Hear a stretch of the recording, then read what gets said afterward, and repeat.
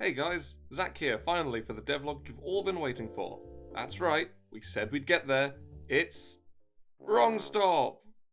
What? Oh yeah, sorry. We're still working on episode 7 of Traits and Trials. Turns out 80% of the game being combat means the combat episode will take a little bit longer than we hoped. But it's coming, we swear. Please don't leave. Anyway, for those not aware, Dennis and I took part in the Global Game Jam a few days ago. The theme for this one? Lost and Found. We went through a couple early ideas to get to the one we settled on. We had an idea for a game where you're trying to reunite lost items to their owners by looking at the description of the item and the owner, so you can make an educated guess of who owns it. Another idea we suggested was something we talked about a little bit before, about a horror version of Animal Crossing, where you're trying to find out why your neighbour went missing. Those didn't quite scratch the itch of weird and experimental gameplay I wanted though. But by their powers combined, they paved the way to the idea we settled on. Wrong Stop. A surreal PS1 era style game with a subtle horror element, taking the general gameplay of the Lost Items game and blending it with a more explorative, unsettling factor of the Animal Crossing horror idea. Before I explain what makes it unique, I'll list everything I absorbed from external sources, that being fancy talk for bold-facedly stealing. Those of you that are interested in this style of game may have something in your mind when I mention a surreal PS1 style horror game. That's no coincidence. I really wanted to make a crack at something like Petscop.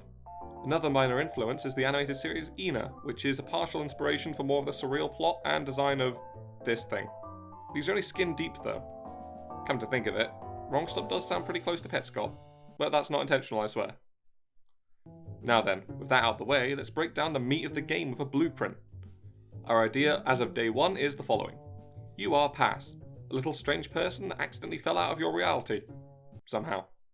Luckily for you, this thing has offered to help you by dropping you into random planes of reality that it just had lying around.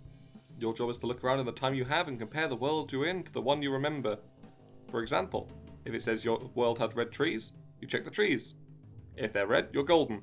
But, oh wait, it also says the trees bear star-shaped fruit. This one has donut fruit. That's no good. You let this horror know that this isn't your world and it takes you to another one. And repeat the process until you get your real world, or until you don't.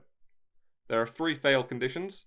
You can either choose the wrong world, reject your real world, or run out of time. Either way, Pass doesn't have the best time. We're aiming for everything to randomise each game. And with that, we're off. Dennis got started building the 3D world while I designed, rigged and animated 2 of the characters. I had a bunch of attempts at making characters that were both charming and weird. I was particularly fond of this little eyeball wizard thing, but they'll stay on my mental back burner for now. The ideas I did opt to use were these 2, as they went together nicely. Plus the geometric Gooseworks-esque shapes just appeal to the old school style PS1 projects I like. Next I fiddled with making the rigs for my given choices, drawing them and giving them complementary palettes to differentiate them more. It also gave them a noise filter, again to sell the idea of an old looking game. Since I'm on a deadline and also because I'm work shy, their rigs are simple enough for a baby to make. The most complex it gets is swapping the mouth from open to closed on this guy. I animated all that we'd need for the pair. An idle, a walk, and an additional talk animation for Coney, whom will make up the population of these strange worlds. At this point, our files were struggling to sync, and it was late, so we took a break until tomorrow. So tomorrow's agenda is to implement the randomised world, build the UI, randomise the features in the respective worlds you're looking for, and implement all those ever-changing facets into the worlds, including the colour of the water, the colour of the trees, the fruit that comes from those trees, the amount of suns and moons in the sky, the types of inhabitants, the personalities of those inhabitants, heck, maybe types of fish and bugs in the ground and water. I'm sure all those will be finished and absolutely nothing will be dropped during... After a particularly long, comfy nap by yours truly, we finally got back to our game. My next aim was to create the UI, starting with the animated frame. I made this nice rolling error wall, both as a reference to Errorcat and a thematic hint that the game isn't quite functional. Both in the world building and in reality, as we'll soon come to find. The other tasks I worked on over the day were creating the rest of the UI elements, the fruit for the trees, and of course the giant floating head that uncomfortably watches you for the entire game. He's also intended as the way to confirm or deny the world you're in. What a friendly guy. Back to the other assets, you might be wondering why they're all made in grayscale. Well, since we want things to change colour, instead of me individually colouring them, Dennis uses his voodoo techno magic to make them change in-engine. It's at this point that our worries began to mount, which means that we're going to have to start dropping things. So, what's left for the final day? More or less just putting the gameplay loop together, right? Oh god, everything's crumbling. The game isn't nearly ready. Dennis is Blair Witching in the corner, and I swear that face is watching me whenever I look away. This is where we in the industry pull a move I like to call making the game look even slightly functional through the power of editing. So, I spent this day building the intro, making the trailer, and luring Dennis away from the window long enough to code the damn game. I also sorted the audio. The horrifying ambiance was made with one of Nando's songs slowed down a bunch. You may recognise it as the song from our 100 subs video. Thanks, by the way.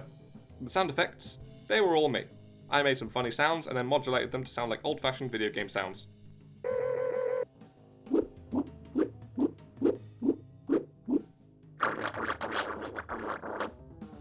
But the time had finally come. As the timer ran down to the last hour, we had to buckle up and record the footage for the video.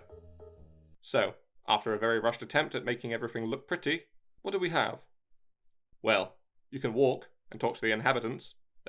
Inhabitant. He had dialogue, but yeah. There's grass. That changes colour. Sky does too. In all seriousness though, while it's clear the actual gameplay was lacking, most of the implementation was there behind the scenes. And with another day or two, we'd definitely be able to accomplish what we were going for. But hey, it was pretty good for 48 hours, and at least it's more playable than Traits and Trials. So, what did you think of this silly little one-off? Did you like the concept? Do you think we should try to finish it at some point? I had a lot of fun. It'd be cool to see it overanalyzed by theory YouTubers one day. Anyway, that's all for this little holiday from Traits and Trials. But we'll be back to that now, so expect combat episode... well, expect it at the very least. Special thanks to the 2 patrons we acquired between this and the last video. That's Natalie Layton and Venomous Squirrel, alongside Corval and my mum. Thanks, Mum.